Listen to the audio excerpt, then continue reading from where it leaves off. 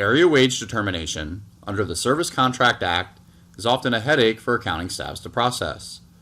Most software packages add layers of complexity to calculate payments with inconsistent results. PROCAS simplifies SCA, AWD, and Health and Welfare payments via our automated setup. There are generally two types of health and welfare multiples added onto employee work for AWD.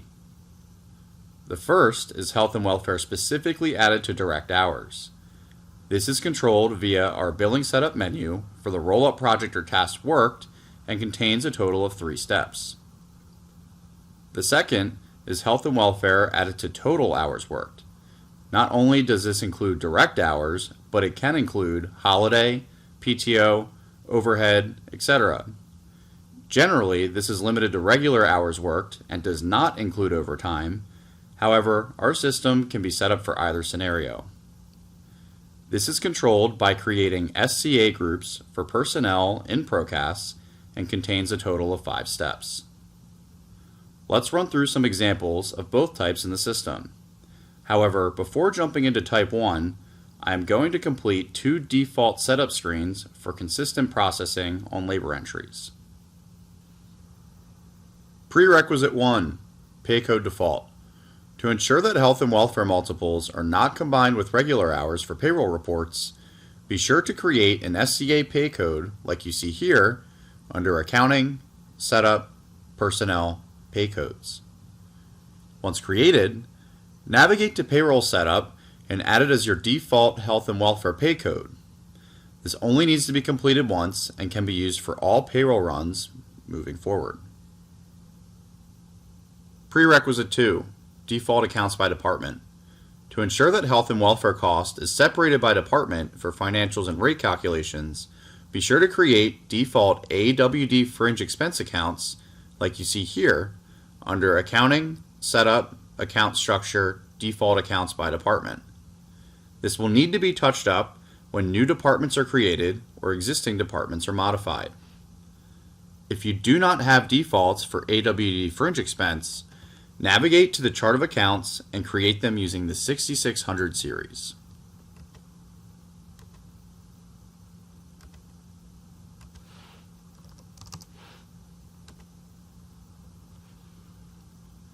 Now that we have completed our 2 prerequisites, let's move into the 2 types of SCA Pay.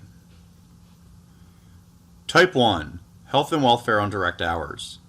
To complete the 1 setup step for Health and Welfare on Direct Hours, navigate to Accounting, Projects, Billing Setup. On the Billing Setup form, you can filter on the specific contract's project code for which SCA Pay applies.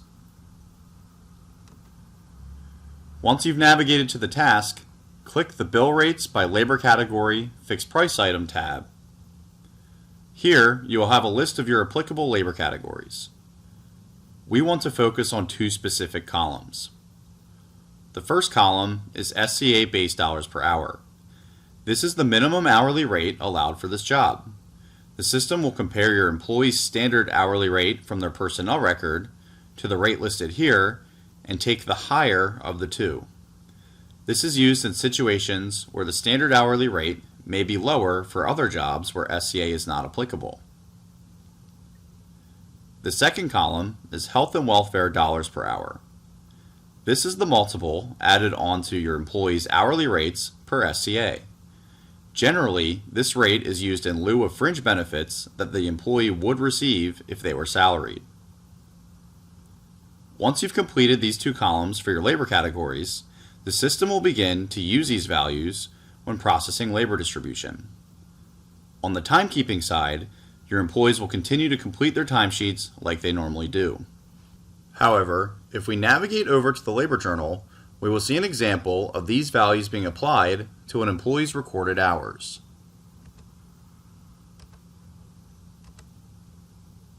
In this example, a second row for health and welfare was automatically created using the direct hours recorded against the task and our default SCA Pay code.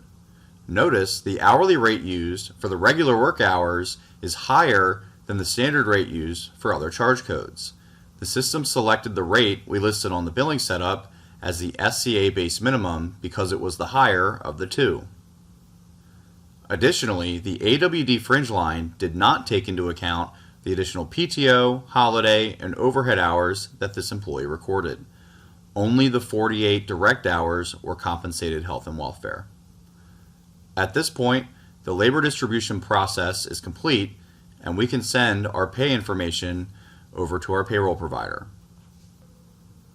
Type 2, Health and Welfare on total hours worked. To complete the 3 setup steps for health and welfare on total hours worked, navigate to Accounting, Setup, Personnel, SCA Groups. We are going to follow the sequence of menus listed. First, creating SCA groups for our personnel, then assigning accounts to be used by each group, and finishing by listing out our personnel for each group. In the first step, we want to create a group name and description to be used by our personnel. In this example, I have created a total group for fringe on total hours worked. You can create more groups if certain employees have different criteria than others.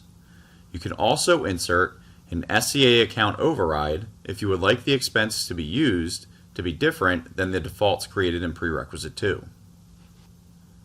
Now that the group has been created, we are next going to list out the accounts to which health and welfare should be added.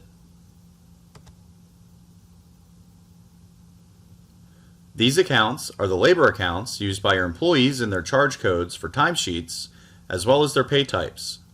One thing to note, if you do not want to include overtime in your health and welfare calculations, do not list out overtime anywhere in the pay code column.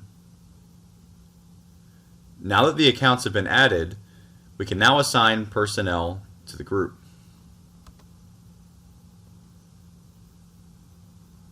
By default, the SCA Group by Person form will list out all of your hourly employees.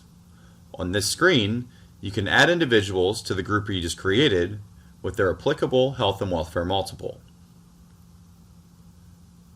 Now that we've completed these 3 steps, the system will begin to use these values when processing labor distribution. On the timekeeping side, your employees will continue to complete timesheets like they normally do. However, if we navigate over to the labor journal, we will see an example of these values being applied to an employee's recorded hours.